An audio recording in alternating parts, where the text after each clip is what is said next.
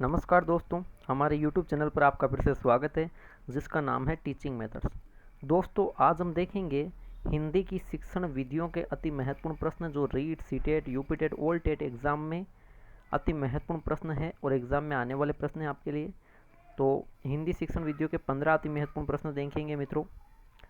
चलते हैं पहले प्रश्न पे। क्या है पहला प्रश्न कि प्रारंभिक अवस्था में बालक भाषा सीखता है ना। देखिए मित्रों, जो प्रारंभिक अवस्था है यानी कि शुरुआती अवस्था, उसमें बालक भाषा सीखता है। तो भाषा कैसे सीखता है बालक, है ना? निरीक्षण, अनुकरण, श्रवण से, निरीक्षण, श्रवण, अनुकरण से, श्रवण, निरीक्षण या अनुकरण करके, या अनुकरण, निरीक्षण, श्रवण से। मित्रों, आपको बता दूं मैं, ये वेरी इंपॉर्टेंट क्वेश्चन है, ठीक है। और एक बार ये रीट में प्रश्न, एक बार सीटेट में ये प्रश्न पूछा गया, ठीक है, और दोबारा भी पूछा जा सकता है। मित्रों, ये प्रश्न कहाँ से आया है? हेगार्ट ने एक सिद्धांत दिया था, अनुकरण सिद्धांत, ठीक है। हेगार्ट महोदय ने अनुकरण सिद्धांत दिया था, है ना। अनुकरण सिद्धांत यानी कि उन्होंने कहा कि बालक जो कुछ भी सीखता है शुरुआत में वो नकल करके सीखता है ना, अनुकरण करके सीखता है। तो फिर उन्होंने इसका क्रम भी बताया कैसे सीखता है। तो आपको बता दूं, सबसे पहले बालक किसी चीज़ को देखता नहीं है, किसी चीज़ को वो बालक सबसे पहले सुनता है। क्या करता है मित्रों? सुनता है ना। निरीक्षण हो गया, यानी कि देखता है नहीं, ये हटा दो। सबसे पहले वो किसी चीज़ को देखता नहीं है, सबसे पहले किसी चीज़ को सुनकर सीखता है ना। सुनता है, उसके बाद क्या करेगा मित्रों? वो देखता है और फिर उसको क्या करेगा? अनुकरण करेगा, यानी कि फिर उसको वो क्रिया करेगा, उसको वो करेगा, करके सीखेगा ना। तो श्रवण, निरीक्षण और अनुकरण, इस क्रिया से मित्रों प्रारंभिक अवस्था में बालक भाषा का अनुकरण करके सीखता है। अच्छा प्रश्न था पहला प्रश्न। तो पहले प्रश्न में मित्रों विकल्प 3 सही हो जाएगा। आगे चलिए प्रश्न संख्या 2 पर। प्रश्न संख्या 2 देखिए मित्रों कि भाषा की दृष्टि से रचना के कितने रूप है। अच्छा प्रश्न है एक और, ये भी रीट के एग्जाम में पहले पूछा गया है, ठीक है, कि भाषा की दृष्टि से जो रचना है इसके कितने रूप है ना। रचना कितने रूपों में भाषा की दृष्टि से की जाती है? विकल्प 1 है 5, विकल्प 2 है 2, तीसरा विकल्प है 3 और चौथा विकल्प है 4। तो आपको बता दूं, रचना के मित्रों 2 रूप है। रचना के कितने रूप है? 2 रूप है मित्रों ना। रचना के 2 रूप है। रचना 2 रूपों में की जाती है, एक तो है गद्य और दूसरा है मित्रों पद्य, है ना। तो रचना आपको बता दूं इन 2 रूपों में ही की जाती है, ठीक है, गद्य और पद्य में। ये रचना के 2 रूप है। ये तो है रचना के 2 रूप। अब पूछे आपको कि रचना के ढंग या तरीके कितने, है ना। तो रचना किन तरीकों से की जाती है ना, तो वो भी क्या है मित्रों? 2 है ना। कौन कौन से? तो वहाँ पे एक तो है मित्रों मौखिक और दूसरा है लिखित, ठीक है। तो ये भी याद रखना इसके साथ। अच्छा प्रश्न है मित्रों। प्रश्न संख्या जो 2 है वहाँ विकल्प नंबर 2 सही हो जाएगा। आगे चलिए प्रश्न संख्या 3 पर मित्रों। प्रश्न संख्या 3 लीजिए, बहुत ही शानदार प्रश्न है आपके लिए, इजी प्रश्न नहीं है ये मित्रों, इसलिए वेरी इंपॉर्टेंट क्वेश्चन कहेंगे इसको। सीबीएसई ने यानी कि केंद्रीय माध्यमिक शिक्षा बोर्ड ने किस वर्ष में 10वीं की बोर्ड परीक्षा में सतत व समग्र मूल्यांकन की प्रणाली लागू की? सतत व समग्र मूल्यांकन जानते हो आप, जिसे बोलते हैं मित्रों सीसीई, ठीक है, सीसीई। इस सीसीई प्रणाली ये क्या होती है? ये बालक के जो विद्यालय आधारित मूल्यांकन होता है, बालक का जो विद्यालय आधारित मूल्यांकन होता है वो मूल्यांकन है सतत व समग्र मूल्यांकन। ये प्रणाली सीबीएसई ने 10वीं की बोर्ड परीक्षा में कब से लागू की, ठीक है। तो देखिए आपको बता दूं मैं, सीबीएसई ने देखिए एक तो की थी 9वीं कक्षा में, ठीक है। 9वीं कक्षा के लिए ये जो सतत व समग्र मूल्यांकन की प्रणाली है 9वीं कक्षा के लिए लागू कब की? तो बता दूं आपको, 9वीं कक्षा के लिए तो की थी अक्टूबर 2009 में, अक्टूबर 2009 में। और जब बात आई मित्रों 10वीं की बोर्ड परीक्षा के लिए सतत व समग्र मूल्यांकन की प्रणाली कब लागू की, तो वहाँ आ जाएगा विकल्प 4, वर्ष 2010-11 में, है ना। वर्ष 2010-11 में सीबीएसई ने 10वीं की बोर्ड परीक्षा में सीसीई प्रणाली लागू की है मित्रों। अच्छा प्रश्न है, वेरी इंपॉर्टेंट प्रश्न है। प्रश्न संख्या 3 में विकल्प 4 सही हो जाता है। आगे चलिए मित्रों प्रश्न संख्या 4 में, प्रश्न संख्या 4 क्या है देखते हैं मित्रों। बहुत ही अच्छे प्रश्न आ रखे हैं आज। निदान परीक्षण विधि के कितने प्रकार होते हैं? प्रश्न 4 क्या है? जो निदान परीक्षण विधि है, यानी कि जिसे नैदानिक परीक्षण कहूँ या निदानात्मक परीक्षण विधि कहूँ, इसके कुल कितने प्रकार होते हैं? अच्छा प्रश्न है मित्रों, वेरी इंपॉर्टेंट क्वेश्चन है ये भी।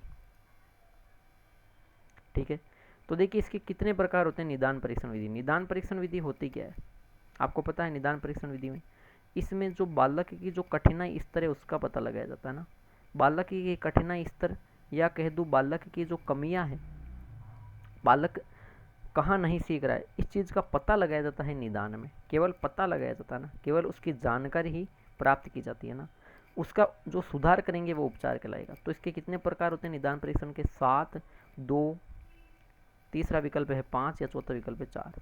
तो मित्रों आपको बता दूं मैं, निदान परीक्षण विधि के आपको बता दूं 2 प्रकार होते हैं। निदान परीक्षण विधि के मुख्य रूप से 2 प्रकार होते हैं। निदान परीक्षण विधि अगर परीक्षण किया जाता है निदानिक, तो वो 2 प्रकार से किया जाता है। एक तो किया जाता है मित्रों मौखिक, ठीक है, एक तो मौखिक किया जाता है और दूसरा किया जाता है मित्रों लिखित रूप में ना। इन 2 तरीकों से, इन 2 प्रकार हैं नैदानिक परीक्षण विधि के परीक्षण करने के। अच्छा प्रश्न है मित्रों, प्रश्न संख्या जो 4 है वहाँ पे विकल्प नंबर 2 सही हो जाता है। आगे चलिए मित्रों प्रश्न संख्या 5 में लीजिए। अच्छा प्रश्न है प्रश्न संख्या 5 कि शेषवर वाचन का अभ्यास कराने के लिए सबसे उपयुक्त साधन क्या है? अभ्यास किसका कराना है मित्रों? शेषवर वाचन का। तो इसके लिए सबसे उपयुक्त साधन क्या है, ये पूछा है। शेषवर वाचन आपको पता है जिसमें लय, यति, गति, स्वर का ध्यान रखा जाता है। ठीक है, मुख्य रूप से किसका करते हैं? पद्य का, मुख्य रूप से किसी कविता का शेषवर वाचन करते हैं। ठीक है, अब इसके लिए सबसे उपयुक्त साधन क्या होगा मित्रों? देखिए बात की जाए आदर्श वाचन की, तो आदर्श वाचन नहीं होगा। क्यों नहीं होगा? क्योंकि आदर्श वाचन करता कौन है? शिक्षक, गुरु, अध्यापक करता है ना आदर्श वाचन, है ना। तो यहाँ पे लिखा है शेषवर वाचन का अभ्यास कराने के लिए, मतलब अभ्यास कराने के लिए मतलब अभ्यास किसको कराना है मित्रों? अभ्यास तो छात्रों को कराना है यहाँ पे, है ना भाई। शिक्षक थोड़ी ना अभ्यास करेगा, शिक्षक का तो अभ्यास पहले ही पूर्ण हो चुका है ना, तो आदर्श वाचन नहीं आएगा। इनमें से कोई नहीं, इसको बैठा दो। अनुकरण वाचन की बात करूं तो देखिए अनुकरण वाचन ये व्यक्तिगत वाचन भी हो सकता है कि किसी एक व्यक्ति को जैसे पहले किसी जैसे पद्य या कविता का शिक्षक ने कर दिया आदर्श वाचन, फिर उसी का बालक से करवा रहे, व्यक्तिगत करवा रहे ना, तो ये अनुकरण वाचन उतना बेटर नहीं है। सबसे उपयुक्त पूछा है ना, सबसे उपयुक्त साधन क्या है? तो सबसे उपयुक्त साधन हो जाएगा मित्रों समवेत वाचन। समवेत वाचन या जिसे कहते हैं दूसरा नाम इसका सामूहिक वाचन। ठीक है, सामूहिक वाचन। समवेत, सामूहिक कहने का मतलब समूह में, है ना। किसी भी जैसे पद्य या कविता यानी शेषवर वाचन जब करते हैं तो ना आदर्श वाचन किया जाता है, ना ही उसका अनुकरण वाचन किया जाता है। सबसे उपयुक्त साधन है उसका समवेत या सामूहिक। क्यों? शेषवर वाचन कब करवाया जाता है? बालक की झिझक, है ना, बालक की बोलने संबंधी झिझक है या संकोच है या मैं कहूँ हिचकिचाहट है, उसको दूर करने के लिए ना। बालक के जो उच्चारण संबंधी गलती है उसको सुधार भी इसके माध्यम से जाता है ना। लेकिन कैसे? सामूहिक वाचन करवाने से, है ना। आप व्यक्तिगत तौर पर करवाओगे तो बालक को शर्म सी आएगी, बोलने में झिझक आएगी, संकोच आएगी, हिचकिचाहट आएगी, तो वो शेषवर वाचन का अभ्यास नहीं कर पाएगा ना। तो इसके लिए सबसे उपयुक्त साधन हो जाता है समवेत या सामूहिक वाचन। अच्छा प्रश्न है मित्रों प्रश्न संख्या 5। तो प्रश्न संख्या 5 में विकल्प नंबर 3 सही उत्तर होगा। आगे चलते हैं प्रश्न संख्या 6 पर। चलिए प्रश्न संख्या 6 पे मित्रों, प्रश्न संख्या 6 क्या है? कविता शिक्षण की विशेषता नहीं है। जो कविता शिक्षण या जिसे कहूँ पद्य शिक्षण, इसकी कौन सी विशेषता सही नहीं है ना। तो देखिए कविता एक प्रबल अनुभूति होती है, बिल्कुल सही कथन है। कविता का मुख्य उद्देश्य क्या है? कविता शिक्षण का मुख्य उद्देश्य क्या होता है आपको पता है? भावानुभूति, है ना, भावानुभूति या मैं कह दूँ रसानुभूति।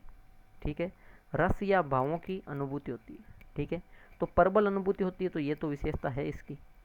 कविता में लय, ताल और संगीत होता है, बिल्कुल सही है, कविता में तो होता है, गद्य में थोड़ी होता है। निबंध नाटक में लय ताल संगीत नहीं होता है ना, इसी में होता है कविता में लय ताल संगीत होता है, सही है। कविता सदैव सार्थक होती है, तो ये विशेषता भी इसकी मित्रों सही है। कविता सदैव सार्थक ही होती है। आपको पता है, आप कोई भी कविता बोलोगे, कोई भी कविता का वाचन करोगे, आपने जो भी अभी तक आपके जीवन में कविता देखी है, क्या ऐसी कोई कविता देखी है जिसका कोई अर्थ नहीं हो? कोई ऐसी कविता देखी है जो निरर्थक है, बिना अर्थ के? नहीं, हमेशा उस कविता से कुछ ना कुछ अर्थ निकलता है, तभी हमें रस की प्राप्ति होती है, तभी हमें भावों की अनुभूति होती है ना। मतलब सदैव कविता सार्थक होती है मित्रों। कविता नीरस होती है तो ये विकल्प हटा दो। लिखा क्या है मैंने कि कविता शिक्षण का मुख्य उद्देश्य है रसानुभूति, तो फिर नीरस क्यों होगी? वो तो क्या होगी मित्रों? रसदायक होगी, रसानुभूति या आनंद प्रदान करने वाली कविता शिक्षण होगी। ठीक है, तो मित्रों अच्छा प्रश्न है ये। प्रश्न संख्या 6 में विकल्प 4 सही हो जाता है। चलिए प्रश्न संख्या 7 देखते हैं मित्रों। प्रश्न संख्या 7 देखिए, जब बालक किसी सीखी हुई बात का प्रयोग करता है तो यह प्रक्रिया क्या कहलाती है? देखिए, जब बालक ने किसी सीखी हुई बात, मतलब जो सीखी हुई बात का फिर प्रयोग करता है, पहली चीज़ है सीखी हुई बात, दूसरी उसका प्रयोग करता है। दो चीज़ें हुई यहाँ पे, दो घटनाएं घटित हुई। ठीक है, मतलब उसने पहले ही सीख लिया। तो देखो, प्रेरणा, प्रेरणा तो सीखने के लिए दी जाती है, लेकिन यहाँ तो लिखा सीखी हुई बात है, तो इस विकल्प को हटा दो। शिक्षण, शिक्षण तो सीखने की प्रक्रिया कहलाती है, तो यहाँ पे तो कह रहे हैं सीखी हुई बात का प्रयोग कर रहा है, तो ये शिक्षण हटा दो भाई। सर्वप्रथम सीख रहा है तब तो शिक्षण होता। और अधिगम, अधिगम का मतलब सीखना, ये भी नहीं होगा। यहाँ विकल्प हो जाता है मित्रों अधिग्रहण। क्या हो जाता है? अधिग्रहण। अधिग्रहण का सामान्य अर्थ होता है मित्रों समझना, है ना। समझना, पहचानना या सामान्य ज्ञान रखना, ये अधिग्रहण का अर्थ होता है मित्रों, ना। मतलब क्या है कि जब आप किसी चीज़ के बारे में ज्ञान रख रहे हो, इसका मतलब क्या है? आप सीखी हुई बात का वापस प्रयोग कर सकते हो। इसे एक प्रकार से यहाँ पे अगर पूछे कि किस शैक्षिक उद्देश्य की प्राप्ति हो रही है मित्रों, तो हम बता सकते हैं कि यहाँ पे ज्ञानोपयोग जो कौशल है उसकी प्राप्ति हो रही है। अच्छा प्रश्न है मित्रों, प्रश्न संख्या 7। प्रश्न संख्या जो 7 है वहाँ पे विकल्प नंबर 2 सही हो जाता है। आगे चलिए प्रश्न संख्या 8 पे मित्रों। अच्छा प्रश्न है, एक और अच्छा प्रश्न आया है।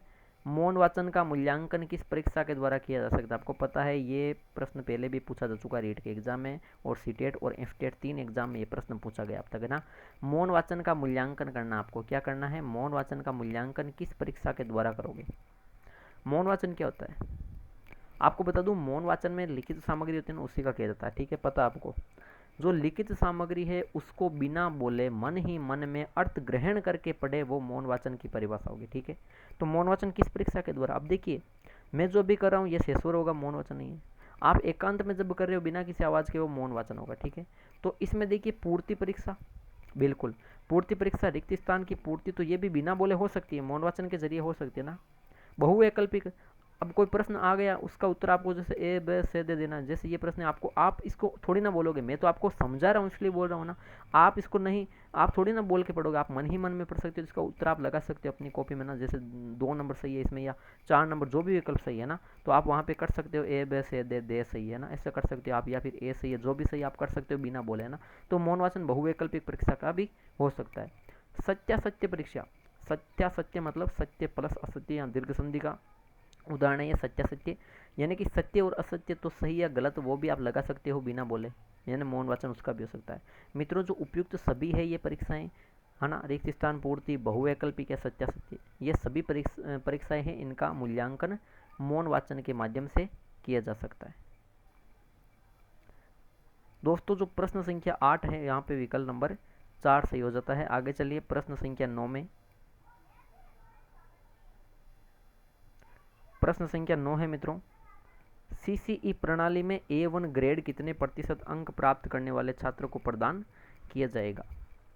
देखिए जो सीसीई प्रणाली होती है, यानी कि सतत व समग्र प्रणाली, है ना, जो सतत व समग्र प्रणाली है मित्रों सीसीई, उसमें ग्रेड दिए जाते हैं ना। तो जो A1 ग्रेड की ये कितने प्रतिशत अंक प्राप्त करने वाले छात्र को प्रदान किया जाएगा? आपको बता दूं मैं, वहाँ 0 से 100 तक अंक दिए जाते हैं। और इसमें आपको बता दूं मैं, जैसे A1 होता है, A2 होगा, इसी प्रकार फिर B1 और B2 होगा, फिर C1 होगा, फिर C2 होगा, फिर D ही होगा केवल, है ना।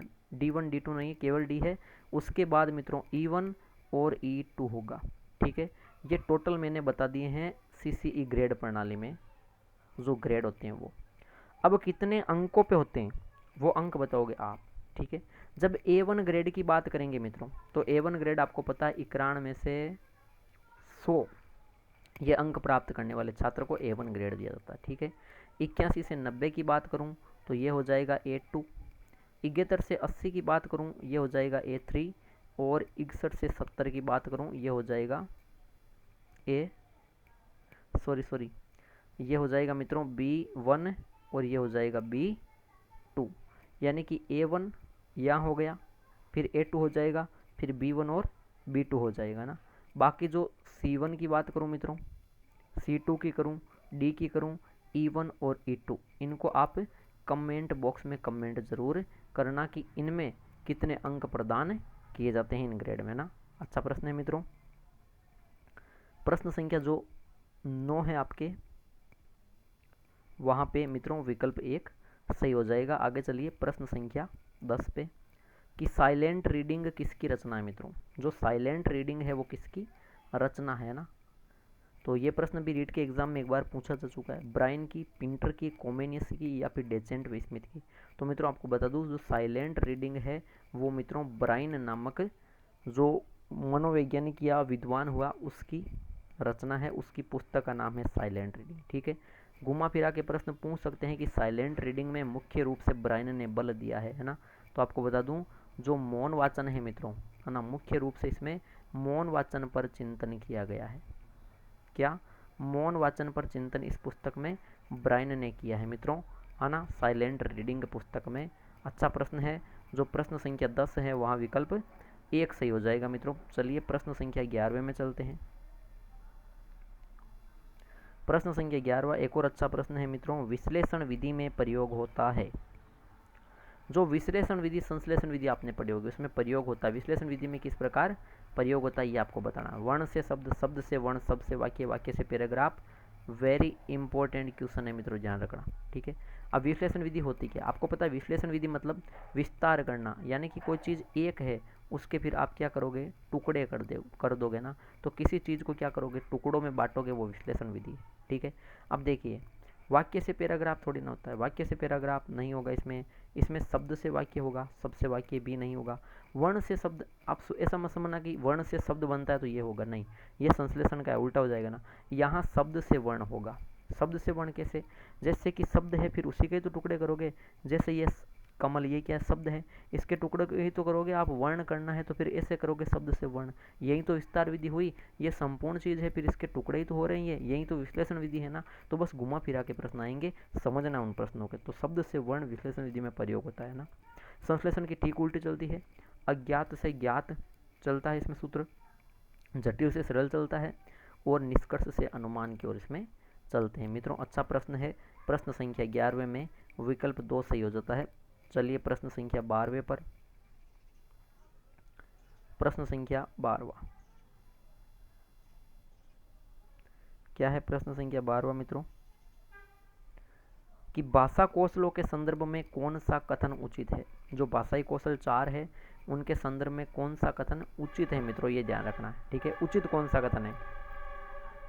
पहला विकल्प है कि विद्यालय में केवल पढ़ना व लिखना कौशलों पर ही बल देना चाहिए। ही आ गया नेगेटिव शब्द, पहले बता चुका हूँ, और गलत है यह कथन। क्यों, केवल पढ़ना और लिखना विद्यालय में सिखाओगे, इसका मतलब जो सुनना बोलना क्या घर पे सिखाएंगे, नहीं, वो भी विद्यालय में सिखाएंगे, ये गलत कथन है, ठीक है। भाषा कौशलों के विकास में अभ्यास की अपेक्षा भाषिक नियमों का ज्ञान जरूरी है। नियमों का ज्ञान नहीं, नियमों का ज्ञान तो कब करवाया जाता है, जब कक्षा 6 पहले भाषा का 1 से लेकर 5 तक भाषा का अभ्यास कराएंगे ना। तो अभ्यास की अपेक्षा नहीं, भाषिक नियमों की अपेक्षा अभ्यास का करवाना चाहिए ना। तो उल्टा हो गया ये, तो इसलिए ये भी हटेगा विकल्प। बच्चे सभी कौशलों को उपयुक्त क्रम में ही सीखते हैं, ही नेगेटिव है। दूसरी चीज़ है कि सभी कौशलों को उपयुक्त क्रम में नहीं सीखते ना। भाई क्रम क्या है, क्रम तो यह है जैसे सबसे पहले सुनना, फिर बोलना, फिर पढ़ना और फिर लिखना ना। अब मान लीजिए कोई बच्चा बोल नहीं पाता है तो क्या वह पढ़ना लिखना नहीं सीखता, वो यहीं पे थोड़ी ना अटेगा, सुनेगा और बस बोलना, यहीं पे थोड़ी ना अटेगा वो ना। वो पढ़ना लिखना सीखता है लेकिन बोल नहीं सकता, ऐसा भी तो होता है। तो उपयुक्त क्रम में सीखे ये ज़रूरी नहीं होता ना।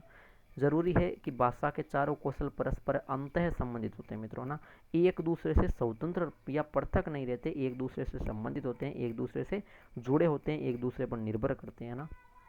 अच्छा प्रश्न है।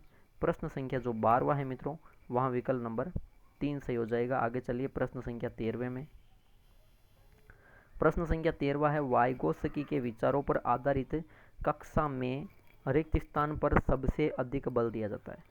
यानी कि जो वाइगोत्स्की है, लेव वाइगोत्स्की, इनके विचारों पर आधारित जो कक्षा है उसमें सबसे अधिक बल किस पे दिया जाता है मित्रों? कविता दोहराने, कहानी सुनने, कार्यपत्र को, या परस्पर अंतः क्रिया? तो आपको बता दूं मित्रों, मैं जो वाइगोत्स्की है इन्होंने कौन सा सिद्धांत दिया? पहली चीज इन्होंने दिया था सामाजिक सांस्कृतिक। ठीक है, सामाजिक सांस्कृतिक इन्होंने सिद्धांत दिया मित्रों ना, वाइगोत्स्की ने। तो इन्होंने क्या बताया कि बच्चे हैं वो अपने वयस्कों से, है ना, समाज या संस्कृति का ज्ञान वो समाज में करते हैं, अपने से वयस्क हैं उनसे करते हैं, अपने से जो बड़े बुजुर्ग हैं उनसे करते हैं ना। कैसे? परस्पर उनसे बातचीत करके, परस्पर उनसे अंतः क्रिया करके सीखते हैं। ये वाइगोत्स्की ने अपने विचारों पर आधारित कक्षा में बल दिया है। प्रश्न संख्या 13वें में विकल्प 4 सही होगा। चलिए प्रश्न संख्या 14वें पर। प्रश्न संख्या 14 देखिए कि क्रियात्मक अनुसंधान का उद्देश्य होता है। मित्रों, क्रियात्मक जो अनुसंधान है इसका उद्देश्य क्या होता है? क्रियात्मक अनुसंधान आपको पता है स्टीफन एम कोरे इसके प्रवर्तक है, वो लेके आए SM कोरे। ठीक है, मुख्य चीज़ क्या है? ये विद्यालय तक ही सीमित रहता है ना। इसकी मुख्य चीज़ ये है कि ये जो विद्यालय है विद्यालय तक ही सीमित रहता है। तो मतलब नए तथ्यों और सिद्धांतों का निर्माण इसमें नहीं होता, याद रखना। इसमें नवीन खोज या नए तथ्यों का निर्माण ये सब नहीं रहता ना। जनता का सर्वे करना ये क्रियात्मक अनुसंधान का उद्देश्य नहीं, क्योंकि ये तो विद्यालय से संबंधित है, जनता तो विद्यालय से बाहर आ गई। या क्रियाशीलता द्वारा शिक्षण अधिगम के सिद्धांत बताना, ये विकल्प भी हटा दो। इसमें केवल जो कक्षा है और विद्यालय है और छात्र है उनकी ही कार्य प्रणाली में सुधार लाया जाता है, उनसे संबंधित। यानी कि विद्यालय के जो भीतर की, अंदर की, बाहर नहीं, केवल विद्यालय के जो भीतर की, विद्यालय से, कक्षा से या छात्र से संबंधित जो समस्या होगी उनमें ही सुधार या समाधान किया जाएगा। यह क्रियात्मक अनुसंधान का मुख्य उद्देश्य होता है मित्रों ना। अच्छा प्रश्न है, प्रश्न संख्या 14 में विकल्प नंबर 2 सही हो जाएगा। आगे चलिए आज के अंतिम प्रश्न, प्रश्न संख्या 15वां। देखिए प्रश्न संख्या 15वां, विविध कक्षा कक्षों में छात्रों में वर्तनी अशुद्धियों हेतु उपयुक्त उपाय है। देखिए विविध कक्षा कक्ष है, उनमें छात्रों में क्या करना है? वर्तनी की अशुद्धि है ना, उन अशुद्धियों हेतु उपयुक्त उपाय, उनको सुधारने हेतु क्या उपयुक्त उपाय करेंगे ना?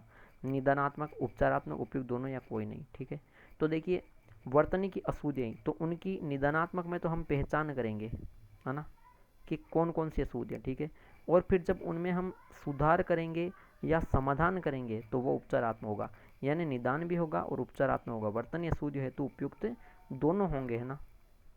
तो अच्छा प्रश्न है मित्रों। प्रश्न संख्या जो 15वां है वहाँ पे विकल्प नंबर 3 सही हो जाता है। तो मित्रों ये थे आज के हिंदी शिक्षण वीडियो के 15 अति महत्वपूर्ण प्रश्न। वीडियो अच्छा लगा तो बिल्कुल वीडियो को लाइक कीजिए। कमेंट बॉक्स में आप ज़रूर ये कमेंट कीजिए कि आपके 15 में से कितने प्रश्न सही हो रहे हैं। मित्रों वीडियो को ज़्यादा से ज़्यादा शेयर कीजिए और हमारे यूट्यूब चैनल को जिन्होंने सब्सक्राइब नहीं किया है प्लीज़ सब्सक्राइब कीजिए। ठीक है दोस्तों, धन्यवाद।